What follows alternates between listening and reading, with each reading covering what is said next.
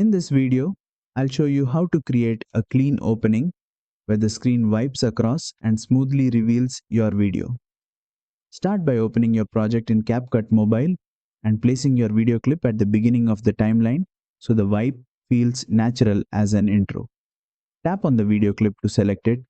From the bottom toolbar, tap on Animation to access the animation settings. Now, switch to the In tab, which controls how your video appears at the start. Scroll through the animation list until you find Screen Wipe, then tap on it to apply the effect. Once applied, the video is revealed as the screen wipes across in a smooth and controlled motion. In CapCut Mobile, this animation is applied directly to the video clip, not as a separate layer. Use the duration slider to control how fast the wipe moves. Shorter duration makes the reveal quick and punchy.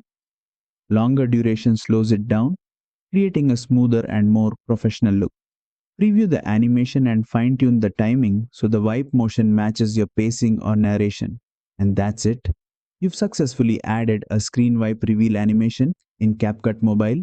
If this tutorial helped you, don't forget to like, share, and subscribe for more CapCut Mobile animation tutorials.